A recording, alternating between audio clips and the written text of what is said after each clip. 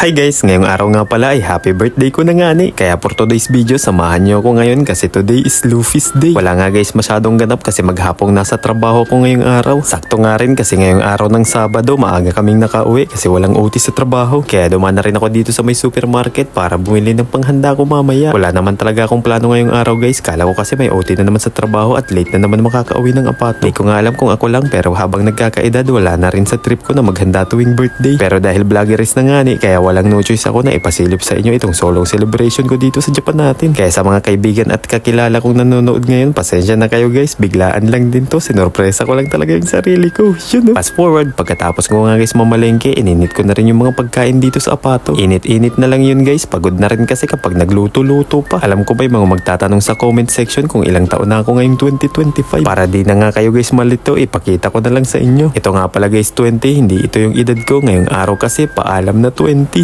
Welcome to my life na sa panibagong chapter ng buhay ko sa edad ng 30. Napakabilis nga lang talaga guys ng panahon. Akalain mo yun, dito na ako sa Japan natin inabot ng 30. Kaya kung hanggang ngayon nanonood ka pa, batiin mo na rin lang ako ng happy birthday. Tapos dagdagan mo na rin lang kung ano yung wish mo sa akin. Malay mo napapanood tayo ng wish ko lang. Yun, no? Birthday to you. Birthday to you. Itadakimasu.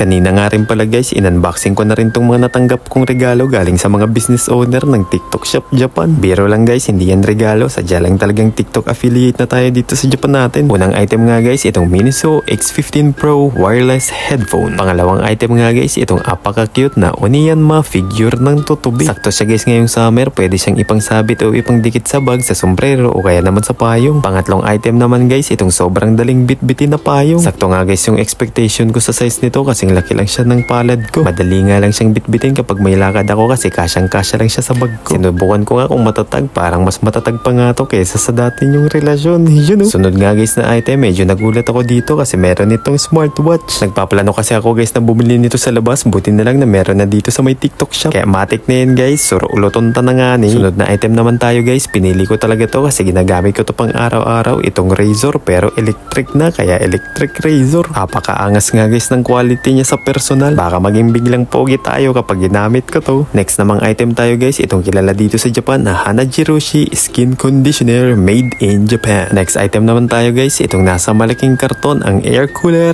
touch fan. Apakaganda nga guys kasi digital display, naka touchscreen siya. Sakto nga lang din guys yung laki niya, kaya kung kulang sa'yo yung hangin ng mini fan, saktong-sakto to sa'yo. Apakaganda rin niyang gamitin sa loob ng bahay o kaya naman sa loob ng opisina. Makikita mo rin dito sa screen niya kung ilang percent na lang yung battery. Tapos itong huling item natin ngayong araw, itong stainless fry pan. Pinili ko nga rin to guys kasi madalas din ako dito nagluluto, lalo na nagpiprito. Napakaangas ka kasi meron na rin siya ditong lagayan ng naprito para diretso na tumulo yung mantika. Lahat pala tong items guys, available siya sa may TikTok shop ko, kaya kapag gusto mo rin mag-avail, punta lang kayo sa Black App tapos visit nyo lang yung TikTok shop ko. Marami pa tong ibang items. Yun lang, hanggang dito na lang. Huwag ulit mawawala bukas. Maraming salamat ulit sa yung ilang minuto. Happy birthday to me.